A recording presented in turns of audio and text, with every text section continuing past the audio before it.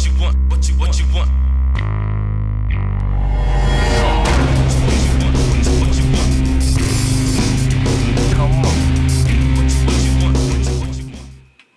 Hey guys, welcome back to step 2 in creating what I call my second generation pumpkins. The first thing I want to tell you guys is I am not a professional sculptor. I do not claim to be a professional sculptor. I just really like Halloween, and I really enjoy playing around with paper mache and paper mache clay. It's a fun medium to play with. So in this step, we're going to do all the facial features in the sculpting. We'll add in all the face, the teeth, the eyes, and we're going to sculpt all the way around this with the paper mache clay.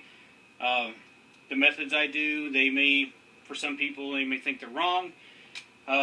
There may be an easier way to do it than what I do, but this is how I do it and how I'm getting these pumpkins that everybody's kind of wanting to know how I'm creating them. In this step, you're going to need at least 2 to 3 batches of paper mache clay. It really depends on how crazy you get with putting on the ridges, how thick you make them, how big you make them. The thicker you make them, the more clay it's going to take, so the more clay you're going to go through. So it's really going to depend on you on how much clay you're going to need to have to do this. For me, it took 2 batches to do this process here that you guys see. Now, the video is going to make this look very simple and very easy. It is simple to me, but I'm going to warn you guys, it does take time and it does take patience to get through this process. Total time probably on doing this whole thing is a good 3 to 4 hours, maybe more, just depending on if you're OCD and you really want these details to be crazy good. You can spend all day long going over and over this thing to smooth everything out. Some of the tools you're going to need on this, you're going to need some metal sculpting tools, you're going to need a metal spoon, and you're going to need some paint brushes, things like that. You're going to use the spoons and sculpting tools to really help smooth all this stuff out, and your paint brushes as well. A paintbrush dipped in either water or paper mache paste will help you smooth and round things out and bring things together. Another thing you guys are really going to work on, and it's kind of tough, but blending the different pieces of clay together. You really want to make sure you work in where one piece of clay meets another piece of clay and get those things worked in together so they become basically one piece of clay. As well, this thing is going to take a lot longer to dry than your normal projects because it is so thick. So it's going to take a day or 2 just to get it to dry where you can really touch it pretty good. And then at that point in time, it's still not going to be completely dry. Once we cut the bottom out of it and you unstuff everything from the inside of this pumpkin out, it's going to allow everything to breathe from inside and out. And at that point in time, it'll cure up even harder and faster. So at that point, it's still not completely cured until we get all that out and we let it sit around for another day or so. Also, just another quick warning so you guys don't freak out when you're doing this at home. As this thing dries, because the clay is so thick, you're going to find spots where it starts to crack and pull open. Don't worry about it. That's okay. We'll go in and we'll fix all those cracks. I'm going to show you how to do that. That'll be part of step 3. This one's starting to crack out right now. But whenever we go in and I film step 3, I'll show you how we repair all these cracks. Very easy to repair, and you'll never know they were there. No one will ever know it was there, and it doesn't cause any structural integrity problems to your pumpkin itself. So anyway, we'll start off with step 2, and I hope you guys enjoy it. The supplies you will need will be paper clay, at least 2 batches, a bowl of water to keep your hands clean and help smooth and blend the clay together, a metal spoon, assorted sculpting tools, paint brushes, some kind of plastic mat, and your hands. They're always your go-to tool. The first thing we're going to do is sketch out a face onto the pumpkin. This face is basically just going to be a guide as you add clay to the pumpkin later on. Start your sketch out with a pencil, that way if you need to make any corrections you can. After you're happy with the face that you have, the design you have, go back over it with a magic marker. The magic marker is much easier to see and get back to whenever you are adding clay to the pumpkin. The first step we're going to do is cover the bottom of the pumpkin with clay. If you have a box or some kind of bucket that you can set the pumpkin in, it makes this step much easier. You're not going to worry about detail here, you're just going to cover the bottom of the pumpkin. When you're done, you're going to flip it over and put it down on your sheet. You need to make sure the sheet is plastic so that the clay won't stick to it. Now we're going to start adding all the detail to our pumpkin. I generally like to start with the face because the face is the most time-consuming part of this whole project. I like to get that knocked out and out of the way and then move around to the rest of the body structure after that. Also, I usually start with the mouth. I don't really have any reasoning for this. It's just a habit I picked up. But pretty simply, all you're going to do is pull out different chunks of clay and then basically put them into place around the mouth and the eyes, the face that you drew out, almost like a paint by numbers type of thing. How these ridges come out and how the bulkiness comes around the mouth and teeth is going to be totally up to you, your imagination and what you want to do. Now you notice I just skipped one of the little bitty teeth, and the reason why is I wanted to come back in with a small piece of clay to add in between those, like this little piece of the pumpkin just kind of came out and grew out from between these two bigger pieces. But like I said, on this step, how thick the tooth is, how big the ridges are that you're putting on is really going to depend on you and your imagination. It's all up to you. As the bottom side of this, as you're adding these jaws onto the bottom or even the rest of the clay around, always remember to go back in underneath and smash and smooth that bottom side of that clay to the bottom side of the pumpkin. That way when you turn this thing over, we don't have these big nasty gaps between the bottom of the pumpkin and these ridges. So always keep that in the back of your mind as you're doing this. You want to smooth that out on the bottom side. You can tilt the pumpkin back a little bit to reach in underneath there and smooth it out. Just continue your way around the mouth one piece at a time. You're going to lay a piece of clay in where you've already drawn out your tooth. You're going to come back in once you lay it in, and you're going to clean up all the edges. And as you push the clay around, you'll be able to see that magic marker line again.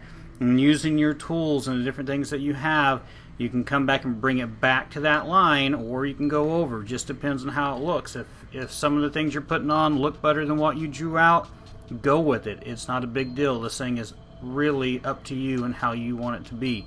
Now, to create these eyebrows, I guess you're going to call them, that I put on the pumpkin, all I did was roll out a piece of clay, stuck it to it, and then came back in with a tool. And using the tool, I came back in and rounded it off and smashed into it and made these kind of ball-looking little structures right on the top side of the eye. I did the exact same thing on the other side as well. Something I'd like to point out here, take your time when you're trying to pull the clay away when you're making these details, because as you pull that clay away, it grabs other fibers of paper and wants to pull it and distort it. You're just going to have to work with it, and you're just going to have patience. If you don't have the patience, you're going to get frustrated and want to quit, but if you just keep the patience and go with it, you'll get it, and the end results will be great. Doing this type of pumpkin is a lot of fun. I mean, the difference on this one is these are more like the pumpkin is alive itself, that it's its own type of creature. It's not just a pumpkin that someone picked out of a patch and carved. This is a creature that grew, so use your imagination. Think about what this thing might look like or the possibilities for it to look like. You want to keep it organic. You want to have bumps and different things that you see on different rotted fruits, or you'll look at a pumpkin sometime that grows all kinds of crazy ways and weird and strange. Think about that as you add the details into your face and around your mouth. Once you're pretty well happy with the face, and we can move on to some of the actual ridging on the pumpkin.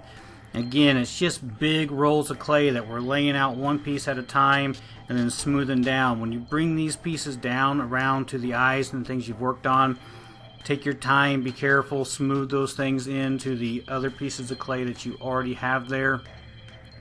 I can't tell you any specific really way to go. Just your imagination is your friend on this.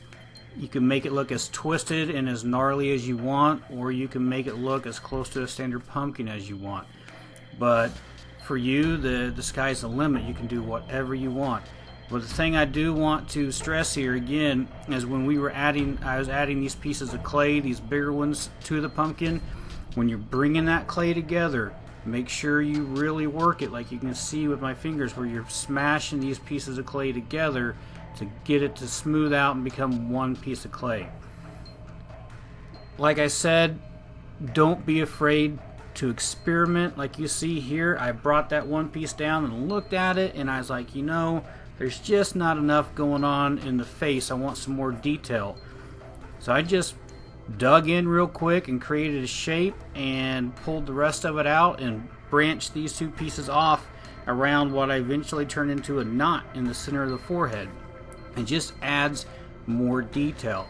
While this clay is wet, you can play with it as much as you want. Like here on the nose, I thought I might like a bridge, but I didn't like it, so I just popped it back off, cleaned everything back up, and went back to the style of nose that I had before. One thing I'd like to point out right now that I forgot to tell you guys earlier, when I started this video and I was working on the mouth, I had gotten myself all the way around the mouth, and then I got pulled away from the project. So that mouth sat there for a day before I got back to it.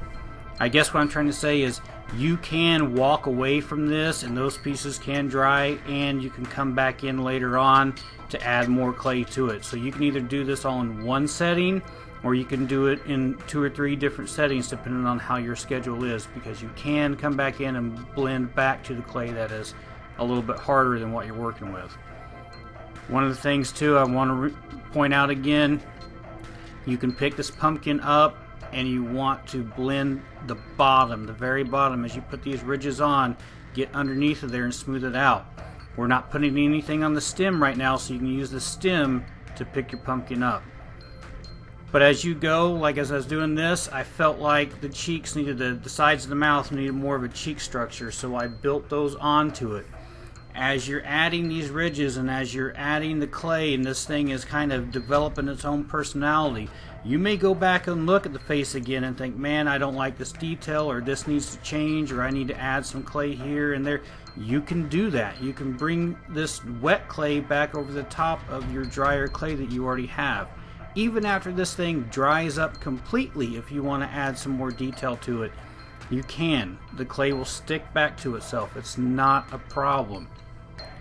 Really, guys, on this particular project, you're just going to work one piece at a time. Like you see, you're going to add a ridge, you're going to smooth it out, you're going to blend the clays together, you're going to sit back and look at it and think about the direction the pumpkin's going. Do you want it to look nasty, or do you want it to twist as the ridges come down? It's all your imagination. You're just going to bulk this clay up, and don't be afraid to lay the clay on thick. It will dry. It may crack, but we can fix it. You can lay the clay on thick. I'm showing you right here. You can get away with it. It will work. It takes longer to dry, but you can do it. And by building your pumpkins this way, for me, I think it gives some of the best results. So you can have more creativity while you're putting this paper mache clay on and creating your own features, versus trying to build all these features into your armature before you ever start putting clay on your pumpkin. Now there's a couple other things I want to point out as we're watching this get finished up and get the clay all the way around it. When this thing is all done and you're done with all your clay work, the first good 10 hours this thing sets to dry, you want to leave it on your plastic mat that you have so it stays flat on the bottom. Once that's done, you can then, once a good 10 hours of drying time is done, you can transfer it over to like a grill grate so air gets to the bottom side of it and gets the bottom side dried up as well. If any of you guys have any further questions, send me an email or hit me up on Facebook. I will be happy to help.